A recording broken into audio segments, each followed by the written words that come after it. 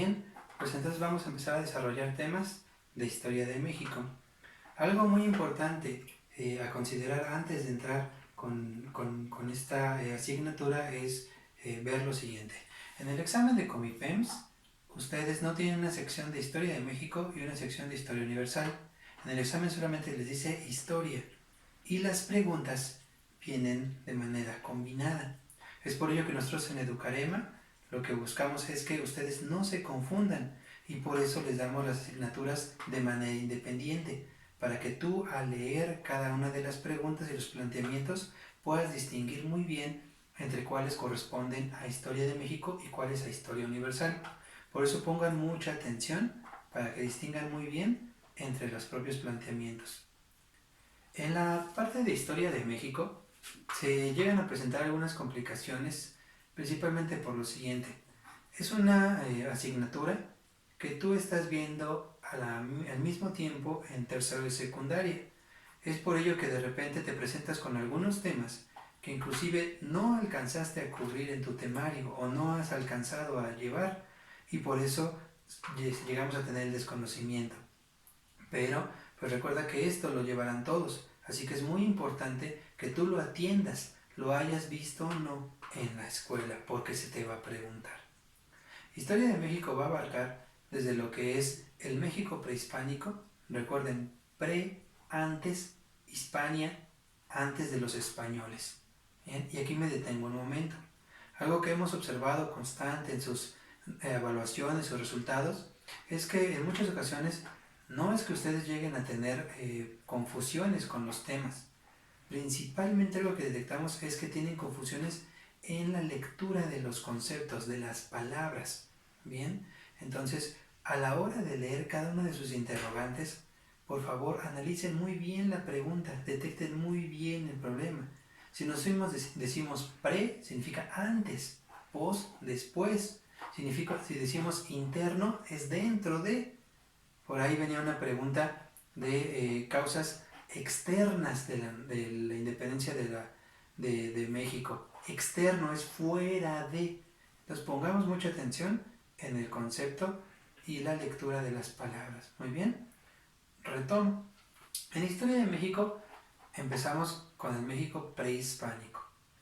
Esto nos lleva a analizar principalmente las culturas de mesoamericanas.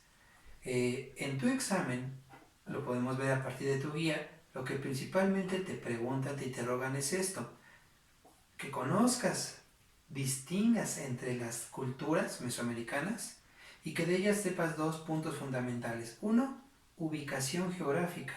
Esto refiere a en qué estado actual de la República se encontrarían esas culturas. Y dos, principales centros ceremoniales. Bien, entonces vamos a empezar a desarrollar un poco esta explicación sobre este tema. El México prehispánico se va a analizar en 3 etapas. Los historiadores no les llaman etapas, les llaman horizontes.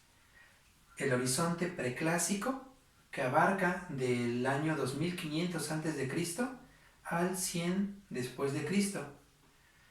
En el horizonte preclásico nosotros lo distinguimos porque es donde se da el surgimiento de las grandes culturas.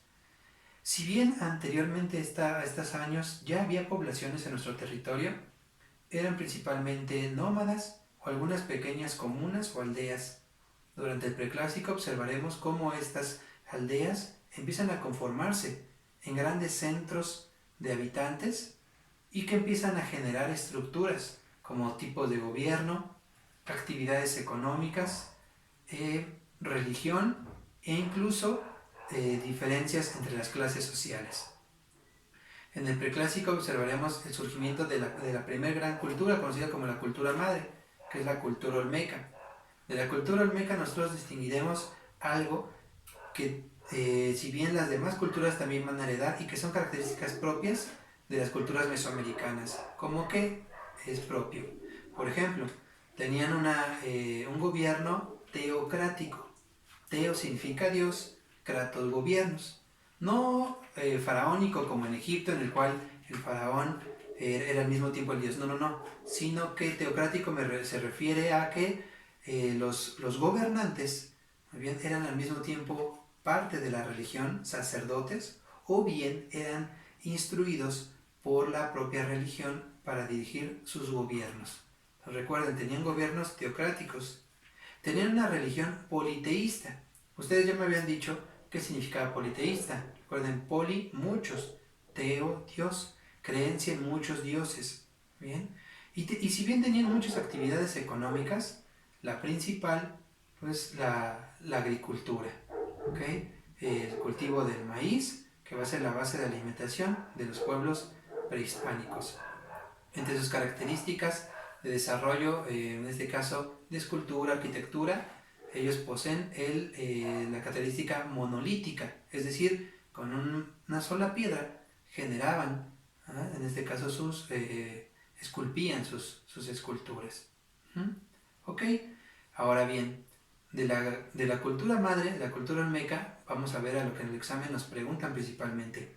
Se ubicaba en lo que hoy en día es el estado de Veracruz, en el sur de Veracruz y el estado de Tabasco. Y entre sus principales centros ceremoniales se encuentran Tres Zapotes, La Venta y San Lorenzo. Muy bien. Ok, algo que yo te voy a pedir que tú vayas desarrollando, muy bien, conforme a las otras culturas, es esto, que investigues de cada una de ellas cuáles son sus principales centros ceremoniales y la ubicación geográfica. Muy bien, y los mantengas tú, más allá de que quiera ver tu trabajo, que tú lo hayas buscado. Busca de la cultura olmeca, de la cultura maya, teotihuacán, zapoteca, tolteca, totonaca, mixteca y mexica. Muy bien, esto te va a ayudar mucho para que lo puedas distinguir en tu examen. Continúo. Dijimos el horizonte preclásico, surgimiento cultural. Después, segunda etapa, horizonte clásico. En el horizonte clásico veremos el florecimiento de las culturas. Esta etapa abarca entre el año 100 de nuestra era, después de Cristo, al año 900 de nuestra era. En el florecimiento cultural del clásico veremos esos grandes desarrollos arquitectónicos, el gran florecimiento de las culturas en conocimientos, matemáticas, astronomía, ¿bien? Construcción, desarrollo de literatura, códices, en los que nosotros hoy conocemos su historia, su mitología, su filosofía. Esa es la etapa del clásico. Tres culturas van a tener su gran esplendor: maya, teotihuacán y zapoteca. Y la última etapa, el posclásico. El posclásico abarca del 900 de nuestra era a la caída del Imperio Mexica, la caída de Tenochtitlán, que es el año 1521. En el posclásico veremos que hay un cambio. Las culturas que tienen mayor desarrollo, apogeo y dominio son aquellas que tienen estos dos factores: el control del comercio y de la guerra. ¿Bien? Ok, entonces en esta etapa ya lo podemos checar.